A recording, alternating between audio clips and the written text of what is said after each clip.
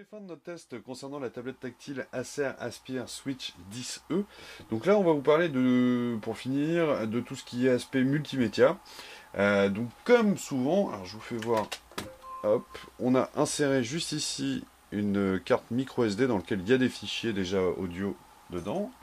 Alors, petite subtilité, un truc qui est assez sympa avec cette tablette, c'est que grosso modo le dock vous permet justement de mettre comme ceci l'écran. Alors ça c'est assez pratique. Vous pouvez le mettre comme ceci en format dock. Vous pouvez le mettre ensuite au format lecture e-book. Vous voyez, ça se remet automatiquement. Donc ça c'est vraiment sympa, c'est un des côtés assez sympathiques de cette tablette. Donc il y a grosso modo, je crois à peu près 4 positions de mémoire. Donc je vais vous faire voir comme ceci. Donc on va commencer par tout ce qui est audio. Donc je vais vous mettre hop, un morceau de notre cru. Donc, une nouvelle fois, c'est l'application Microsoft Music, enfin Xbox Music qui se lance. Donc il y a une petite temps de latence, mais ça c'est normal. C'est la première fois qu'on le lance.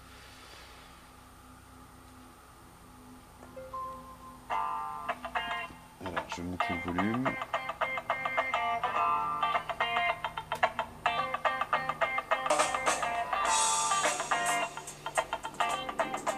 On va pas la mettre en mise à jour.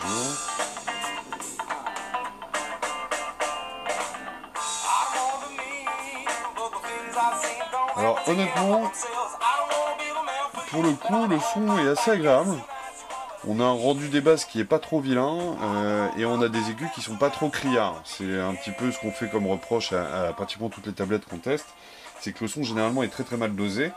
Seul petit souci en termes de volume, ça tiendra pour une soirée, mais pensez pas, c'est pas un volume délirant. Je vais vous faire voir un autre morceau. Alors, attendez, je vais les rater celui-ci. Hop. On le vire. Je vais en essayer un autre.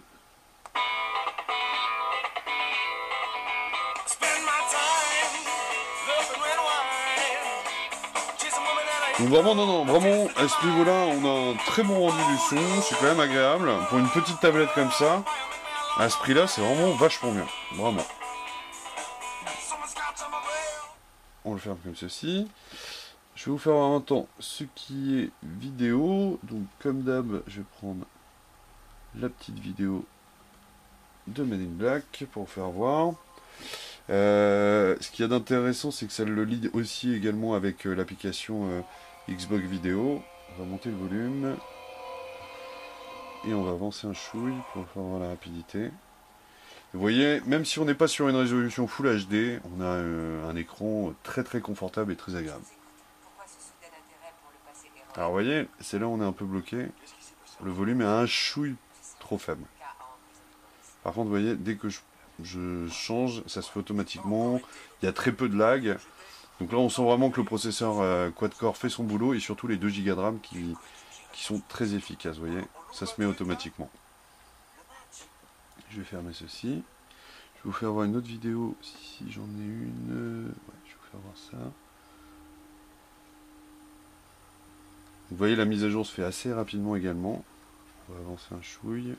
Venez, on réinstalle. T'as vu quelque chose ou pas? Ouais, bien sûr, comme chez moi.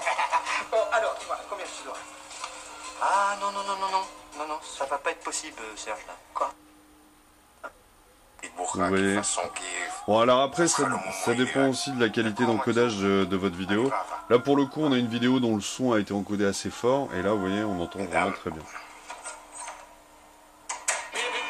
Donc c'est très honorable, hein. C'est vraiment tout ce qui est audio-vidéo, c'est plutôt la bonne surprise sur cette tablette. Ça vaut largement certaines tablettes qu'on a pu tester. Je vais vous faire voir maintenant tout ce qui est e-book.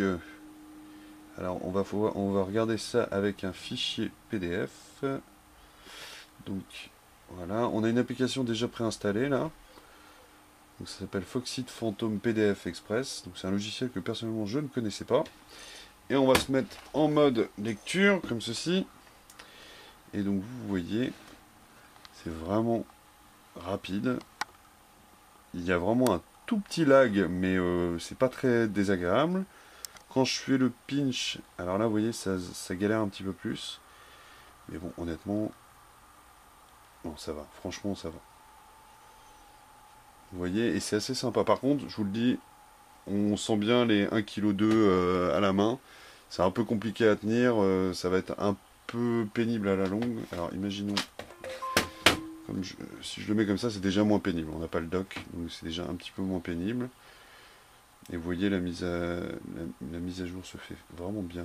Si je zoome comme ceci, ouais, le pinch, il a un petit peu plus de mal à se faire. Mais bon, ça va, c'est quand même assez correct. Et je vais terminer par une navigation web avec cette tablette. Donc, on va, comme d'habitude, faire les tests. Hop. Attendez, je vais remettre le dock, ça va être plus simple. Ne serait-ce pour écrire. Hop. Alors, le temps que ça se mette, voilà. Donc, on va partir sur I Love Tablet.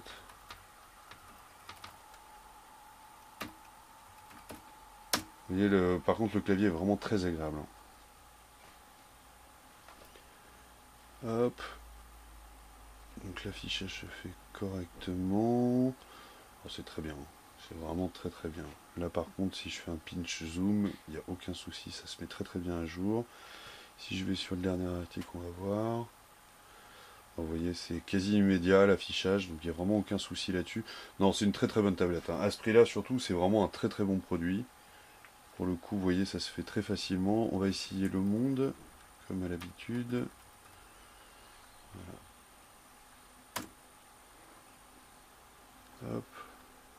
C'est sympa, c'est de mélanger les deux quand ça va bien marcher.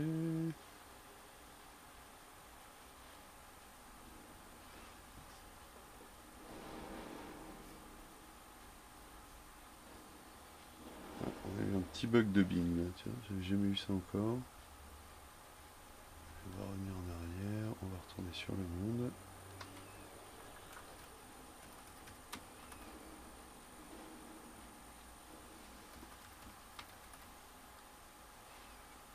Voilà, on y arrive.